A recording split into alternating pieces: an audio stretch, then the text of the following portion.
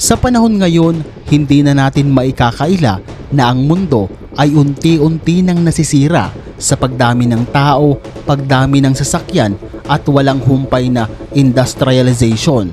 Dahilan para ang ating kapaligiran ay dumanas ng matinding polusyon.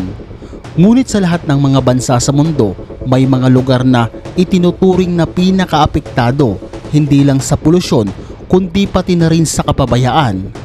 Sa video na ito, aalamin natin ang 10 pinakamaruming bansa sa buong mundo batay sa air quality, water pollution, basura at iba pang environmental factors. Pero bago yan, palike muna ng videong ito at mag-subscribe ka na din. Maraming salamat. Handa ka na ba? Simulan na natin. Sa pang-10 pwesto ay ang Iran. Sa kabila ng mayamang kasaysayan at arkitektura, isa sa mga problema ng bansang ito ay ang labis na air pollution, lalo na sa kabiserang lungsod tulad ng Tehran.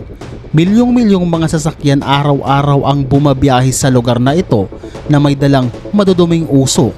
Samahan pa ng mga polusyon mula sa mga pabrika na siyang nagpapalubha sa kalagayan ng hangin. Sa tagtuyot naman, dumaranas sila ng dust storm na lalong nagpapalala sa hangin. Ang resulta, libu-libong kaso ng respiratory illness taon-taon. Pang-siyam, Egypt. Sa likod ng pyramid at kasaysayan nito, isa rin ito sa bansang lubhang naapektuhan ng urban waste at air pollution.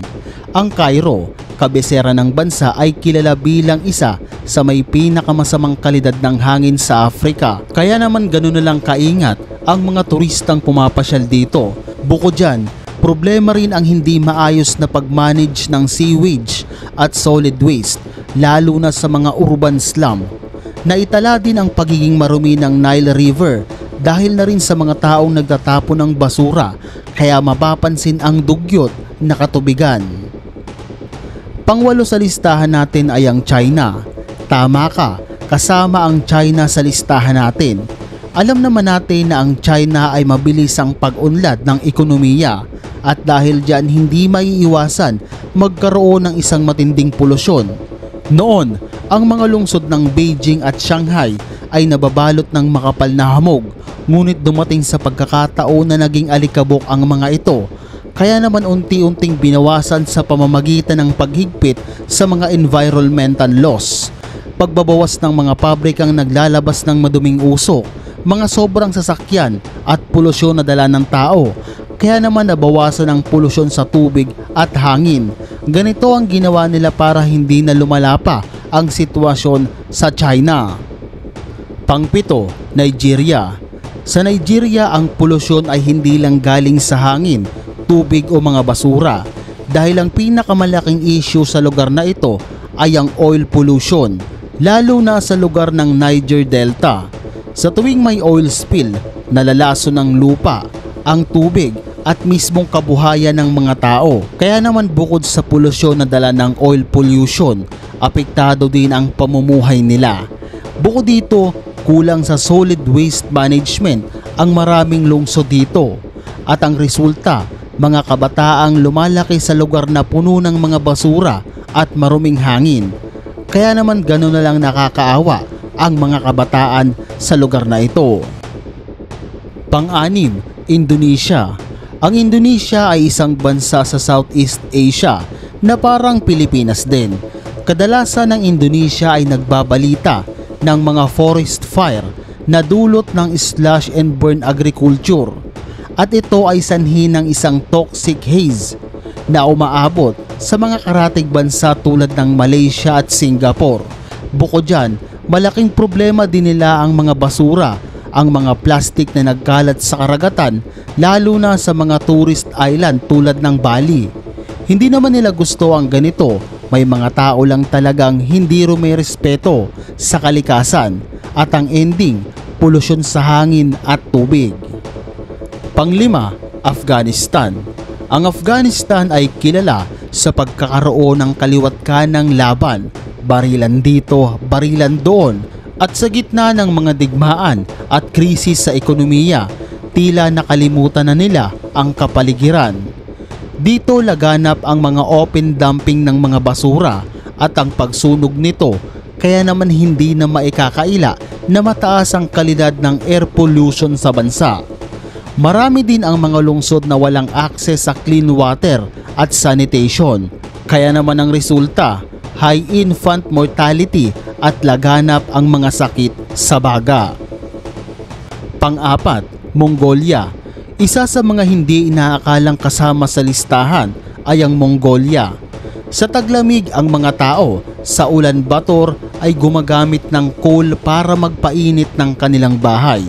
Ito ang kanilang opsyon para sa malamig na klima ng kanilang lugar. At tama ka, coal ang gamit nila dito. Ito ang dahilan kung bakit napakakapal ng usok sa kapaligiran at ang paggamit ng coal sa pagpapainit ay napakamapanganib para sa mga tao.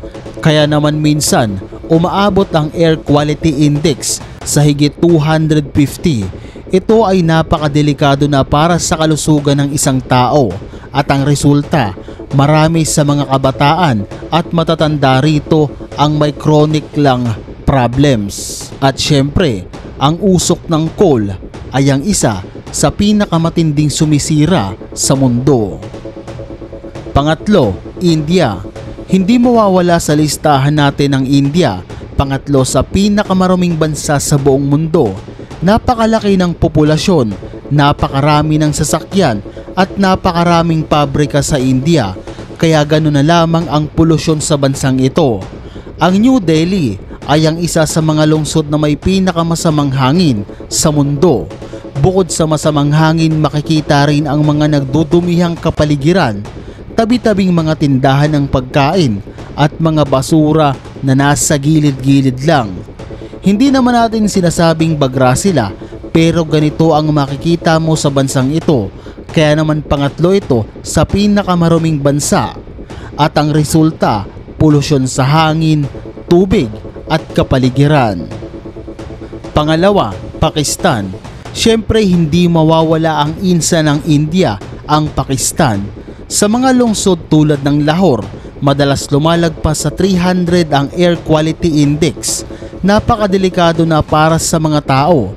Kapag ang hangin na ito ay nasinghot mo ng buong maghapon, daig mo pa ang taong nagyosi ng isang kaha.